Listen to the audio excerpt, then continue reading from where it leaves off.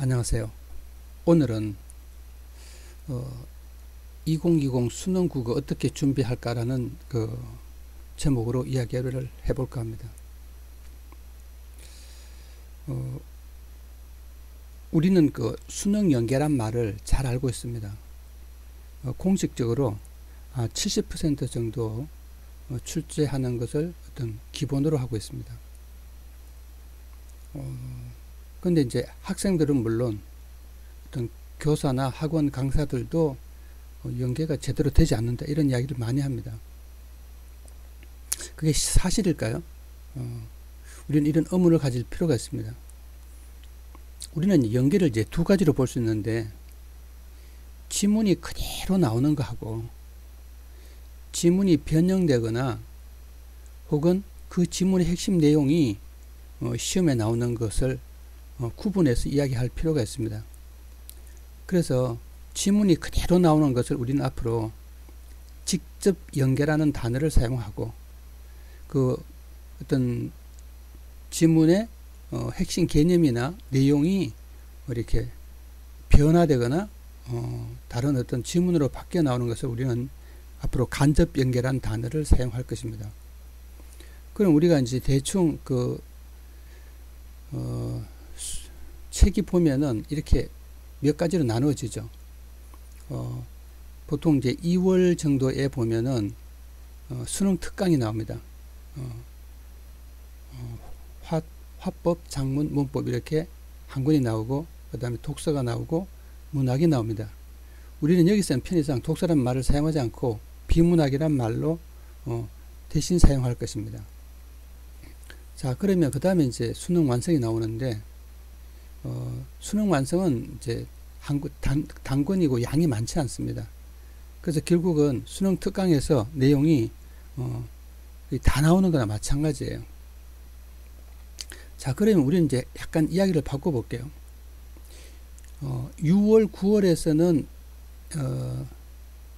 6월, 9월하고 이제 수능이 있는데, 6월, 9월은 재수생이 이렇게 많이 참여하지 않습니다. 특히 반수생은 참가하지 않습니다. 그 통계를 보면 우리가 알 수 있는데, 그래서 실제로 뭐냐 하면은 일반 모의고사하고 육구 모의고사가 다르고, 육구 모의고사하고 평가원 모의고사하고 수능이 또 차이가 있습니다. 여러분들은 그걸 잘 아셔야 됩니다. 그래서 예를 들면 이런 거죠.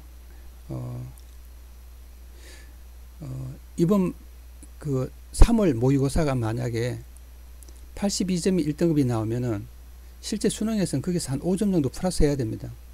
그럼 1등급에 몇 점이 되나요? 한 87점 정도 되는 거죠. 여러분, 그렇게 계산을 해야지 대충 등급이 맞아 들어가요. 예, 그래서 여러분은 일단은 그런 식의 업그레이드를 할 필요가 있고, 또 이제 본격적으로 수능 준비를 어떤 식으로 해야 될지를 한번 생각해 보고 합니다. 여러분 잘 아시다시피 수능에 직접 연계가 되는 것이 가장 중요합니다. 그게 뭐죠? 문학입니다. 문학은 지문이 그대로 나오죠.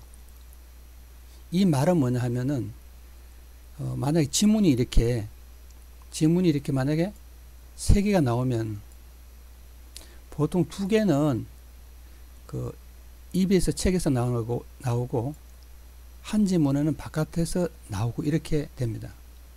그럼 여러분 시험을 칠 때 어떻게 하나요?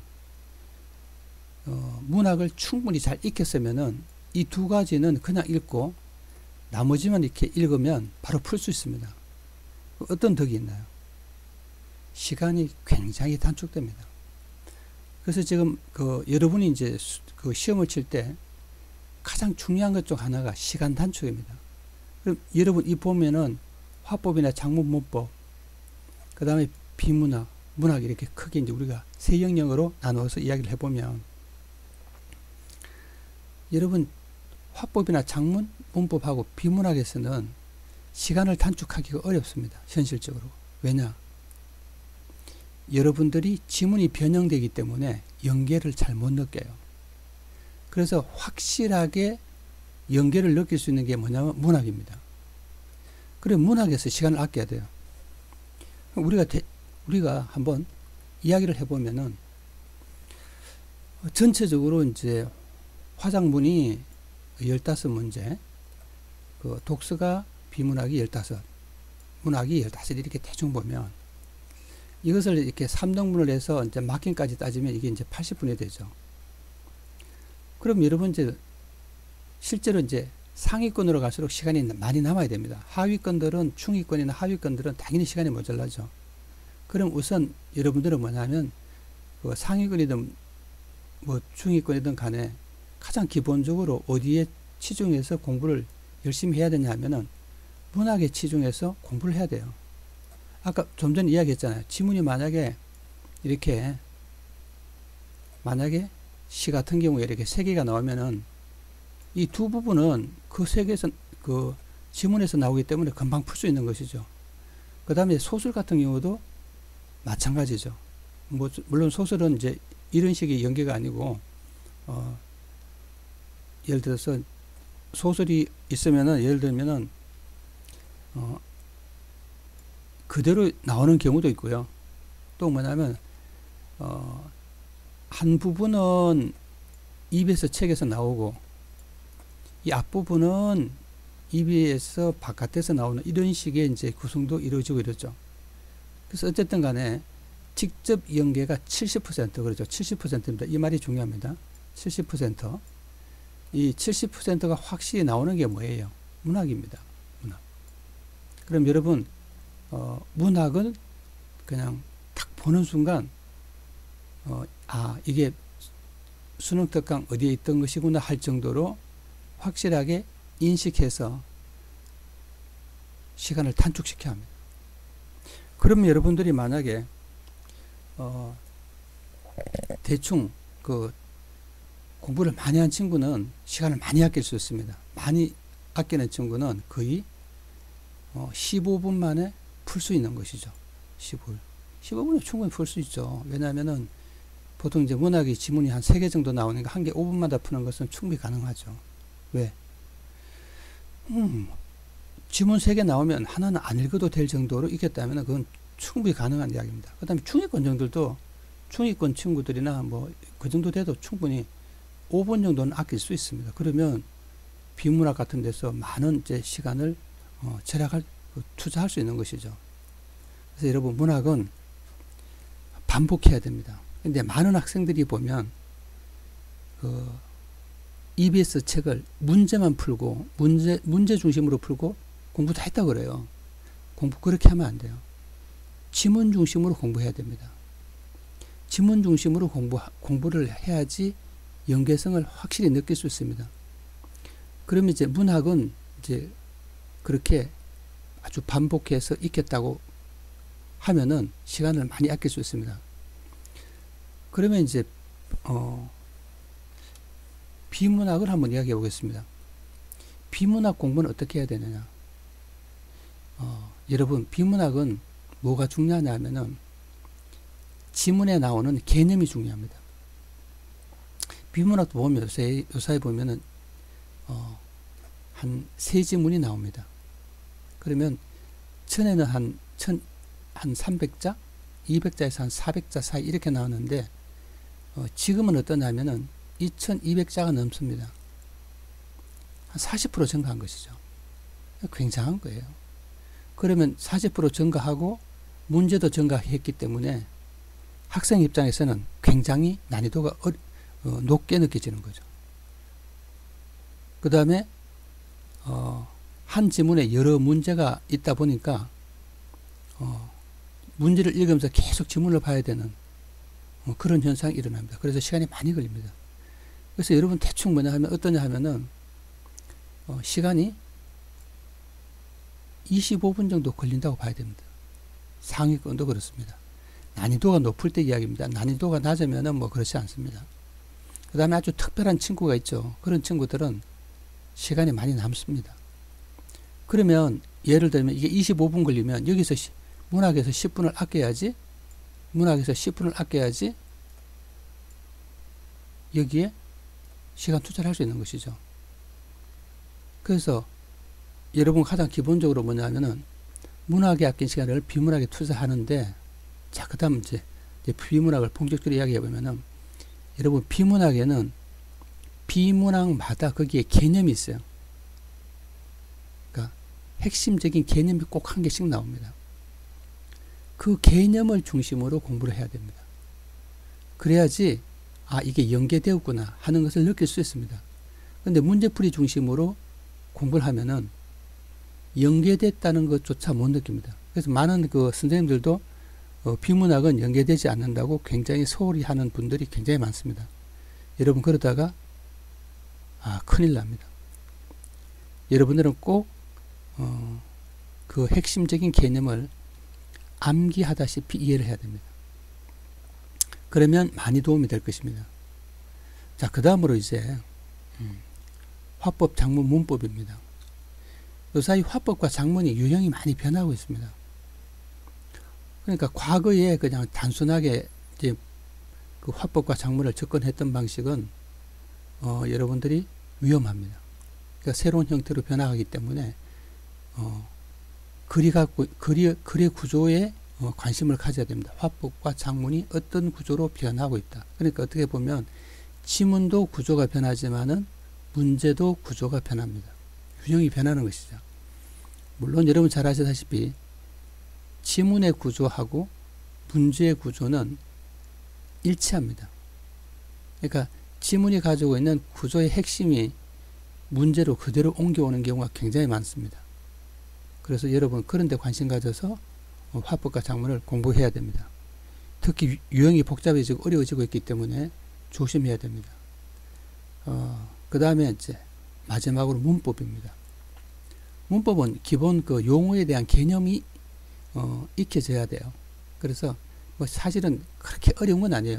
많은 학생들이 그 문법이 어렵다고 하면서 문법 강의를 듣습니다. 예, 조금 도움이 됩니다. 근데 여러분 명심해야 될 것은 문법은 기본 개념은 암기지만은 문제 풀 때 상당수는 응용하는 거예요. 독해와 관련이 있습니다. 그래서 여러분들이 그 독해력이 없으면은 문법 교과서를 모두 외운다 하더라도 문제 풀 수 없습니다. 그러니까 여러분들은 그 결국은 문법도 기본 용어에 대한 이해를 한 다음에 독해 중심으로 공부를 해야 됩니다.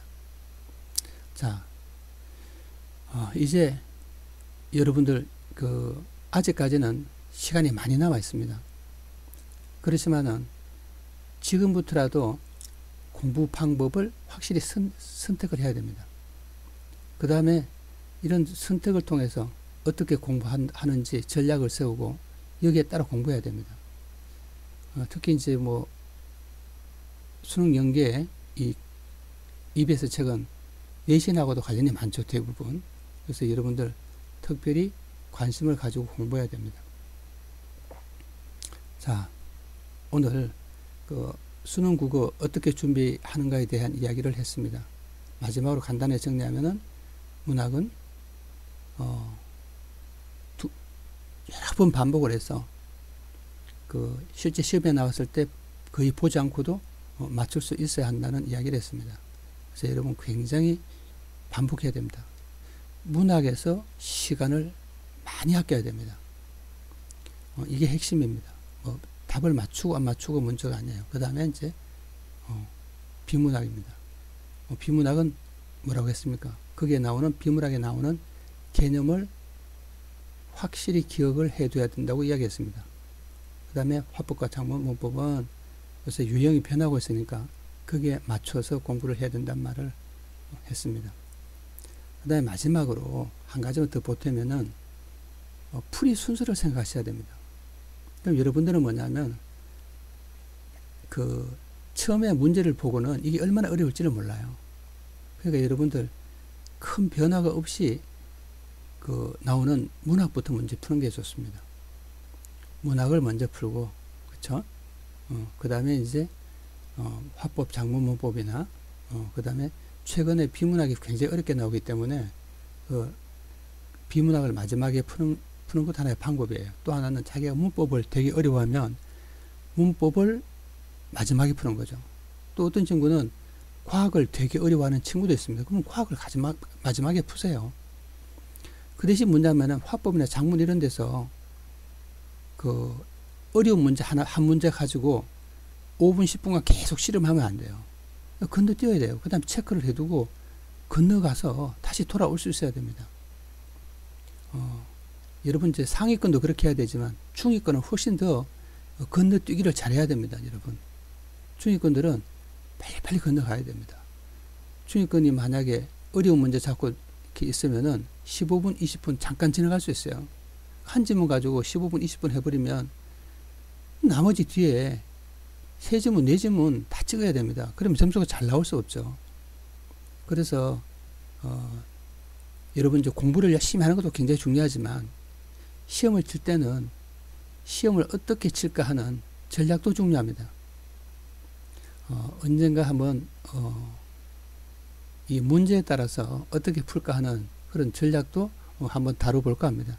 여러분 앞에서도 제가 어떻게 문제에 접근할까 시에 대한 것은 다뤄놨습니다. 참고하십시오. 그거 한 가지만 하더라도 시간이 꽤 아껴집니다. 거의 3분에서 5분 이상 아껴집니다. 참고하시면 도움이 될 것이고요. 수능 준비 잘 하시기 바랍니다. 감사합니다.